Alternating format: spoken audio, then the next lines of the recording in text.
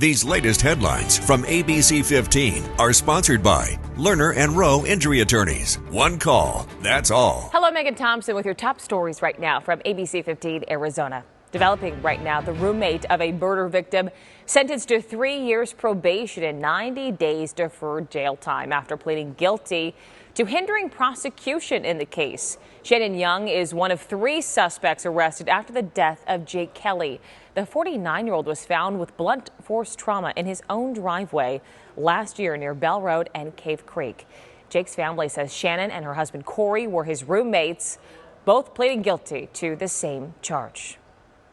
$22 million for new police tasers. A Phoenix City Council committee just greenlit this potential 5-year contract with Axon.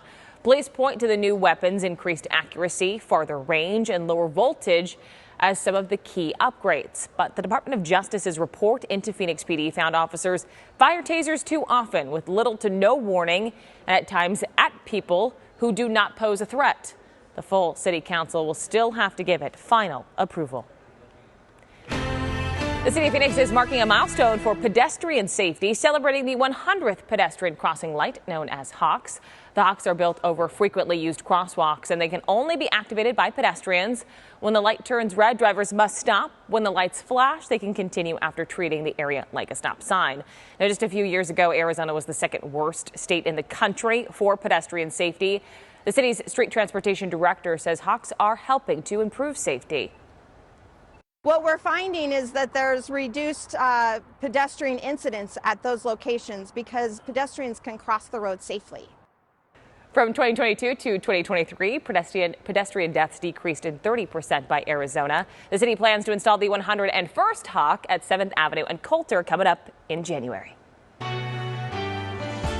Jingle all the way. I'm Zach Perry with ABC15, and we road trip to Flagstaff for the North Pole experience at Little America Hotel, the perfect backdrop for a holiday adventure in northern Arizona.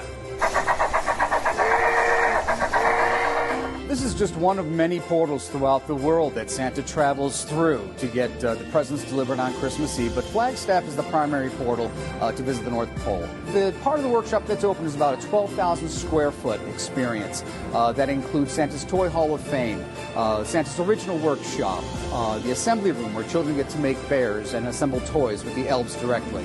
Then there is the factory room here. There's a lot of shenanigans that go on here this year. Lots of new stuff that I think that our guests will really enjoy. And after some fun, enjoy sweet treats in the bakery with Mrs. Claus. And then put on your thinking cap for Elf University. Actually, I'm Santa's master elf. I've been doing this for well over 300 years now, although people tell me I don't look a day over 200. This year we're really big on the Christmas spirit and demonstrating to children how their Christmas spirit can move mountains, so to speak, that can do magical things. If you haven't written your letter to Santa yet, don't worry. The elves will help you in the mailroom. As elves, we're always curious about what the children think. One of the most common questions is, how does everything work? How do the toys get made? What do the elves eat? How does the sleigh fly? They want to know all these answers. They get a chance to see how immersive it is because how much work goes into preparing Christmas season for them here at the North Pole. But where does holiday spirit start?